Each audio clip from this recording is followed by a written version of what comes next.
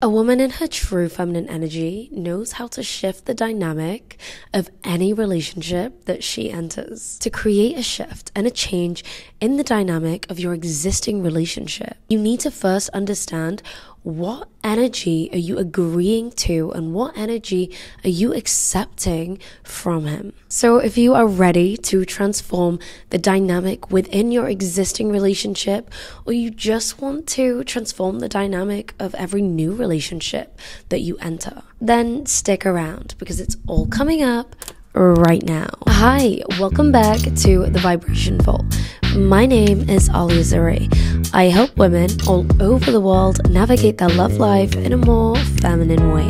So if that sounds like something that you want to do, make sure to subscribe to stick around. Okay, let's begin. So feminine energy in relationships isn't about making someone do something. It's about changing the energy dynamic between you both. So if you are affirming that the man that you love or the man that you like loves you, only has eyes for you, is committed to you, is gentle with you, all of these amazing things, but then you are still agreeing and accepting a dynamic which is the complete opposite of that. A dynamic where you feel needy, where you feel too clingy, a dynamic where you're putting this man on a pedestal, then you're not really living in your wish fulfilled. You're not living in your new version of your reality in all of its entirety. The new version of your reality is about embodying the energy of the dynamic that you desire. Let me give you an example. Let's say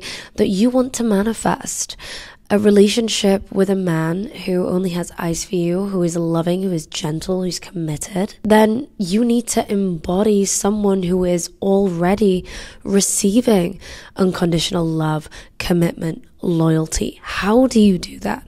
You have to first start giving yourself all of this love that you wish to seek from someone else. How do you do that? You stop agreeing and accepting behaviors that don't align with the dynamic of the love that you want to receive. Now, this is with friends.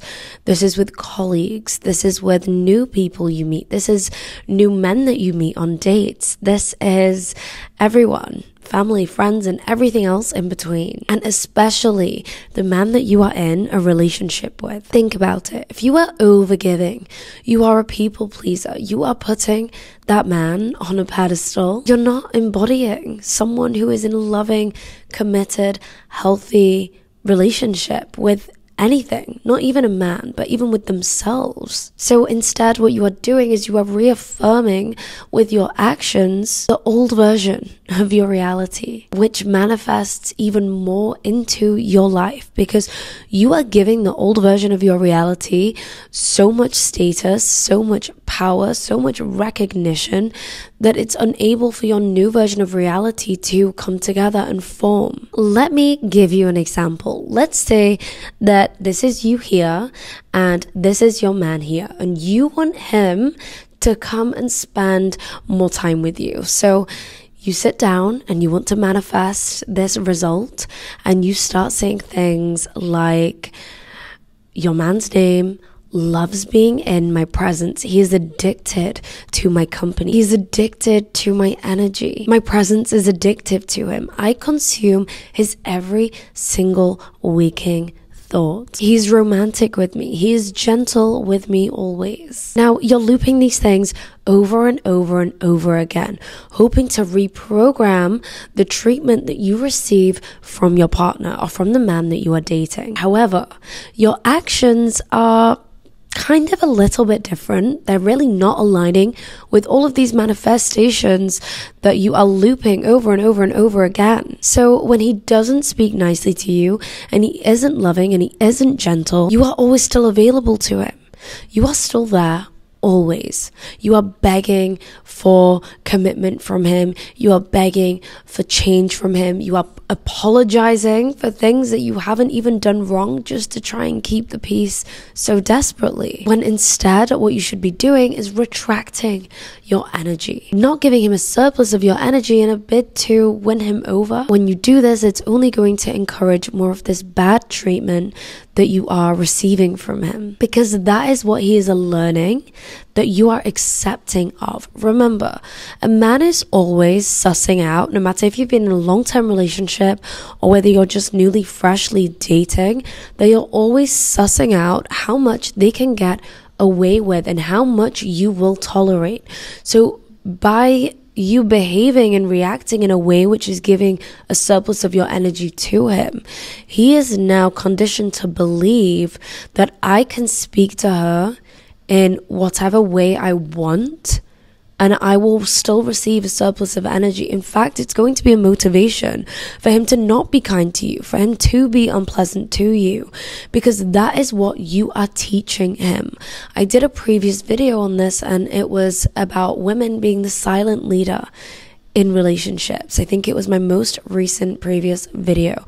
And this is really about showing the man how we want to be led, and this really does tie into that. So you don't want him to feel like he actually gets more from you energetically when he is doing the things that he shouldn't be doing, that cross your standards, that cross your boundaries, like speaking down to you, being negative to you, putting you down, dismissing your fears, dismissing your wants, your dreams, your desires, anything like that. Because if you react and give a surplus of your energy, then now he knows that he has so much power and control over your emotions that you actually start to lose your free will in your reality. You are now a puppet to him, okay? And we don't want to create those unhealthy dynamics within a relationship. Now, I know everything I've said paints out this hypothetical man in this situation to be terrible, but he's actually not. You know, as humans, we are constantly learning how to treat certain people. Okay, so this is just how you are teaching him to treat you. The new version of your reality is about embodying the energy that you desire, not just believing it, but embodying it. Manifesting is an internal process. It's about changing the energy within you. It's not about changing someone else. When you embody the energy of the dynamic that you desire, you naturally shift the dynamic between you and the man that you love or the man that you like. That's when you start to see results. That is when you manifest the relationship of your desire in your divine feminine energy. And you do so effortlessly. So stop focusing so much on him and changing his behavior and calling him out and punishing him and nagging him. Instead, focus on embodying the energy of the person you desire to be in your new reality, in the wish fulfilled. Most importantly, stop accepting and agreeing to dynamics within your relationship that don't align with this new shift of energy. You learn how to do this, you will naturally draw it into your life effortlessly. I'm talking about with any man that you date. I'm talking about any man you choose to pursue in a relationship. I'm talking about friends. I'm talking about colleagues. Every single opportunity to you that is presented to you is going to be one that aligns with the energy of the dynamic that you are embodying. Not the one that you desire. It's the one that you are genuinely embodying. It's who you are 99.9% of the time. So I know what you're thinking. How do I do this?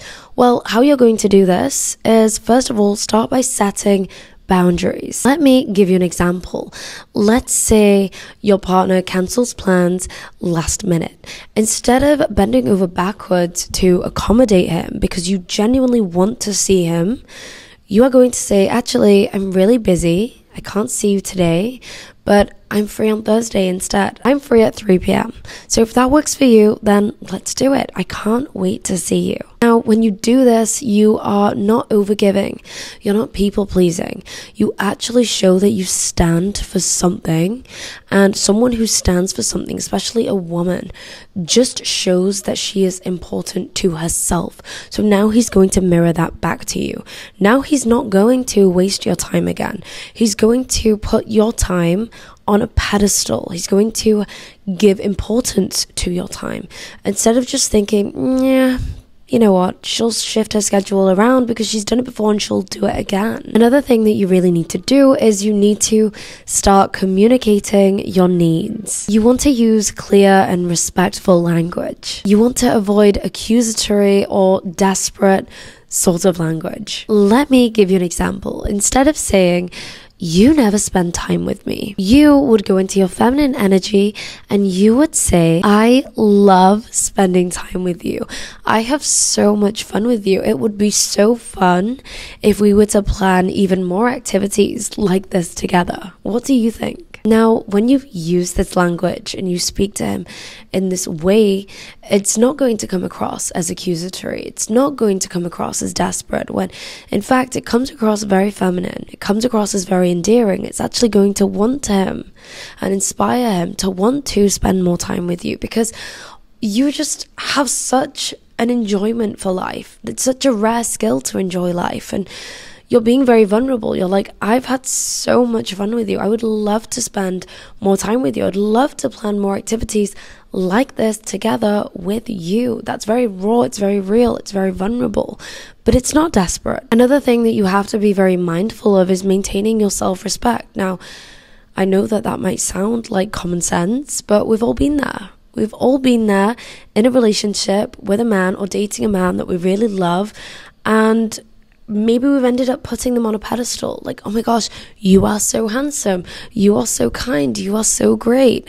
And then all of a sudden we realize, are we glorifying this man? So how do we combat that? How do we get away from doing that? First of all, instead of always agreeing to his terms, you have to maintain your own interests and your own self-respect. Let me give you an example. Let's say you're choosing something to watch on TV and you really want to watch your show, but you don't want to suggest watching your show because you're not sure if he's going to like it, you're not sure if he's going to be bored, and you don't want him to feel those feelings of being bored around you and associate that to being with you. So you just let him choose. Now, although I understand what you're doing with that, what you don't realize is happening in his head is that you don't have a voice. You're silencing yourself. So he's going to run with that, and it links in with, like I mentioned in my previous episode, we show a man how we want to be led. You show a man how you want to be led. That's why a woman is the silent leader in any relationship that she enters. So you would, in that situation, say, "Actually, I really want to watch this show. You're really going to love it. Just get into it with me." And he's going to love that, because men love a woman who feels comfortable in herself, in his space, in his company. It makes him feel like he's actually doing a really good job by you being able to be so comfortable and open and just unapologetically yourself around him. So very quickly, let's just summarize everything.